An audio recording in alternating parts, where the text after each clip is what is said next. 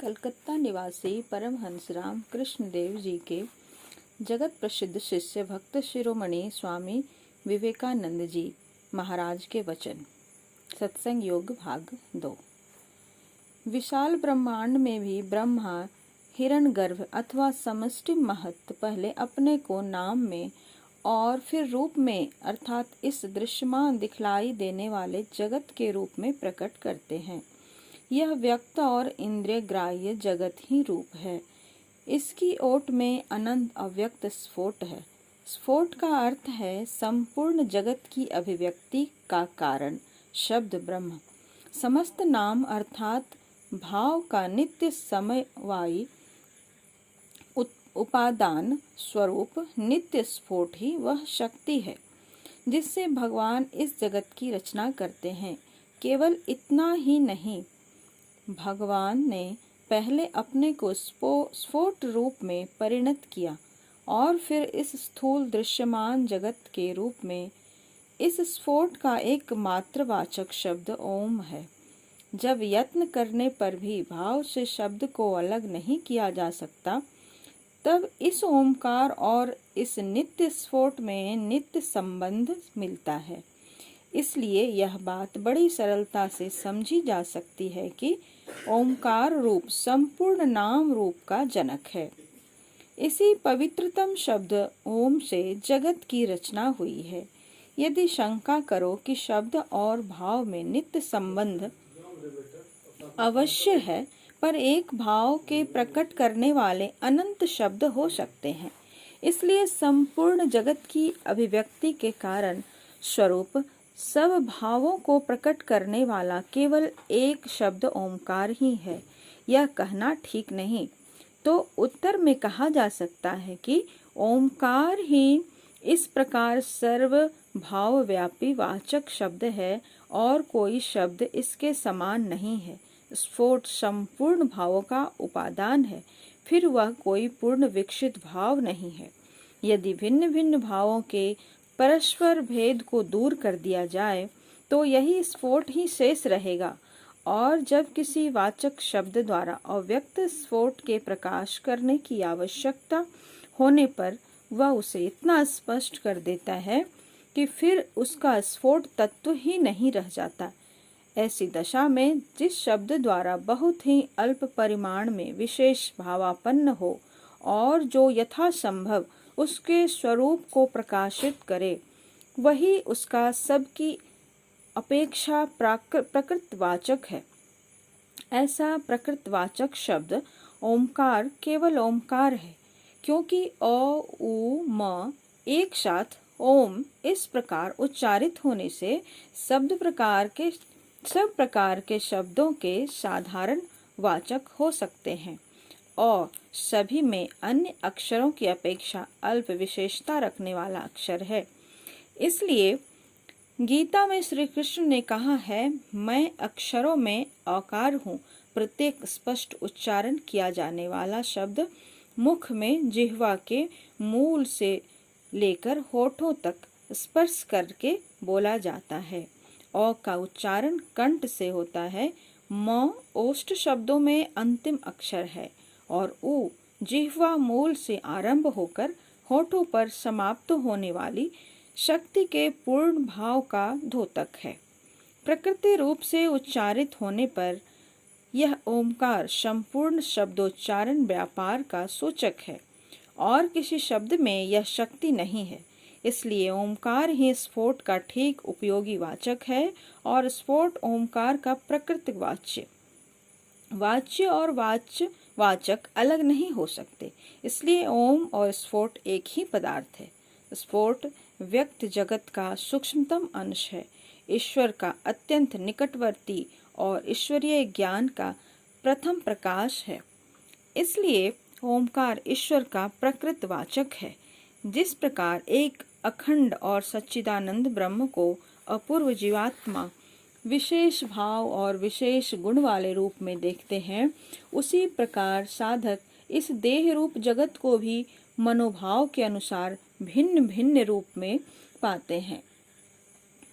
हे नचिकेता, यह आत्मदर्शन यह तत्व ज्ञान बहुत ही कठिन विषय है।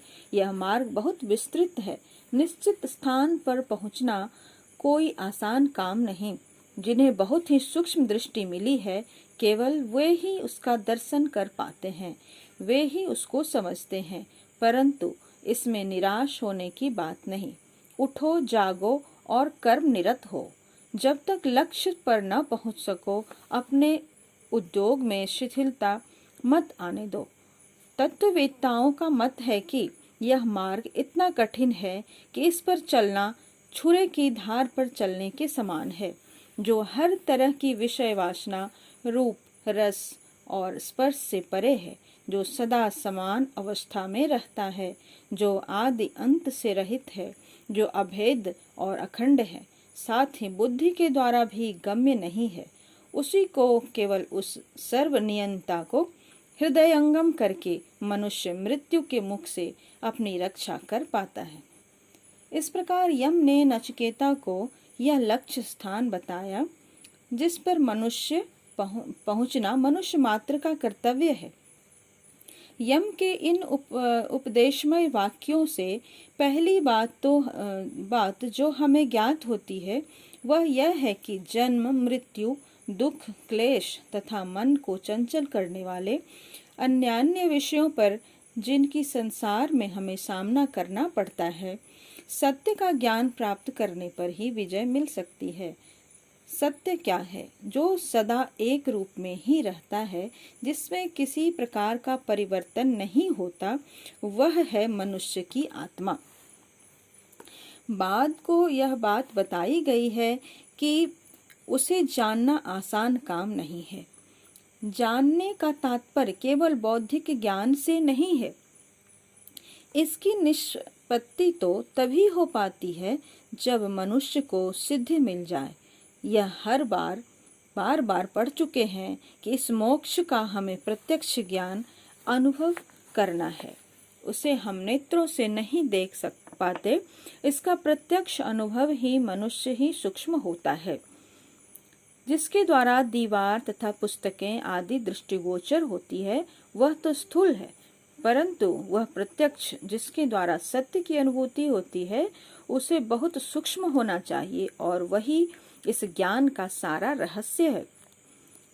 इसके बाद यम कहते हैं कि मनुष्य को बहुत ही विशुद्ध होना चाहिए। वह विशुद्धता ही उस सर्वनियंता की अनुभूति का मार्ग है। चाहे आगे चलकर वे हमें उस आत्मा ब्रह्मा की प्राप्ति के और मार्ग बताते हैं। वह स्वयंभू इंद्रियों से बहुत दूर है। इंद्रियां वह करण अर्थात यंत्र है जो बाह्य जगत को ही देखती है, परंतु वह स्वयंभू आत्मा अंतर्दृष्टि से ही देखा जाता है। तुम्हें यह स्मरण रखना चाहिए कि जिज्ञासु इस तत्व के जानने की अभिलाषा करने वाले के लिए जो योग्यता अपेक्षित है, वह है दृष्टि को भीतर की ओर आकर्षित करके आत्मा को जानने की अभिलाषा।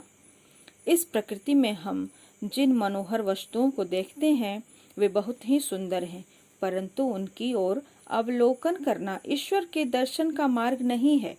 हमें यह सीखना चाहिए कि हम अपनी दृष्टि को किस प्रकार अंतर्मुखी कर सकते हैं।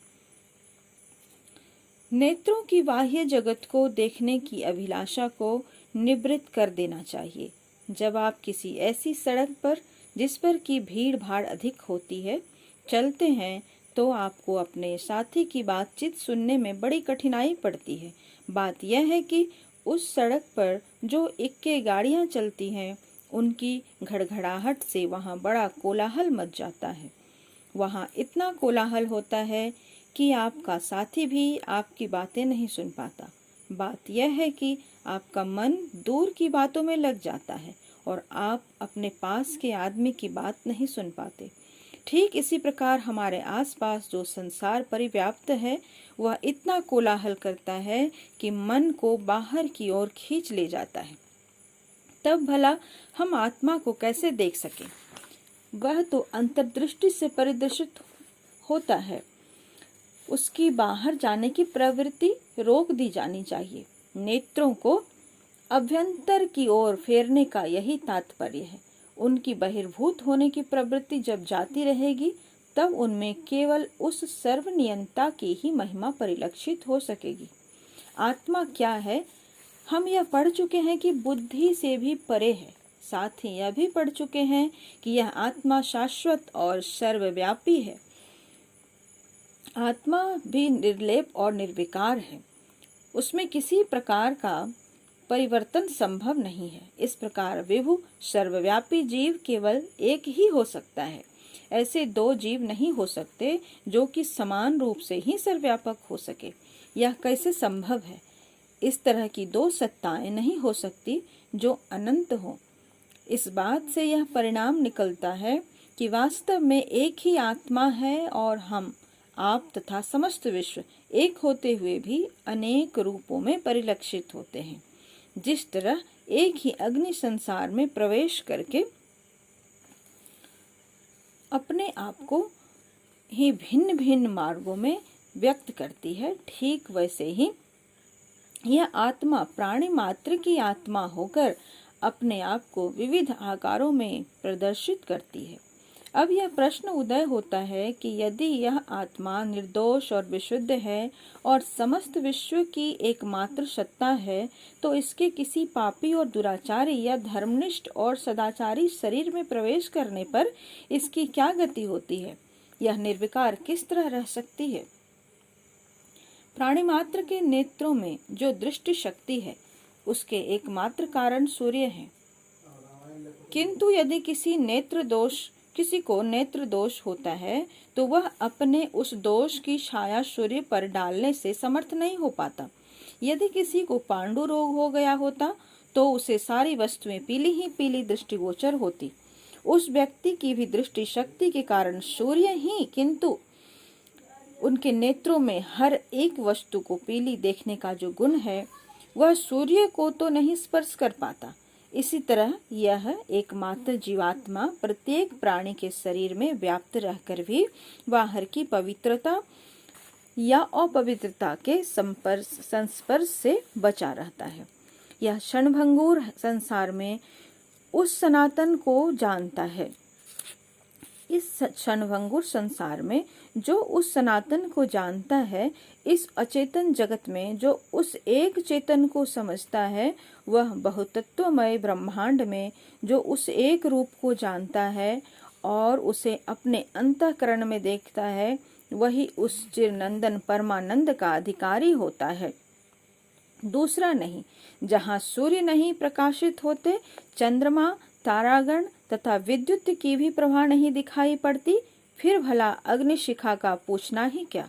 उसके प्रकाशमान होने पर सभी वस्तुएं प्रकाशमान होती है। जब मनुष्य के हृदय को क्लेश देने वाली सभी अभिलाषाओं का अंत हो जाता है, तब जरा मरणशील प्राणी अमर हो जाता है। उस दशा में ही उसे ब्रह्म की प्राप्ति होती है। जब हृदय के सारे कल्मश विलीन हो जाते हैं, जब उसकी सारी ग्रंथियां विनष्ट हो जाती है, केवल तभी यह जरा मरणशील मानव अमर हो पाता है। यही उसके अमर होने, मुक्त होने का मार्ग है। इस विषय का अध्ययन हमें फलदायक हो, इस विषय का चिंतन हमारे लिए फलदायक हो, यह हमारा भजन हो, यह हमारे शरीर का बल हो। हम एक दूसरे को घृणा की दृष्टि से ना देखें, सब लोग शांति पूर्वक निवास करें।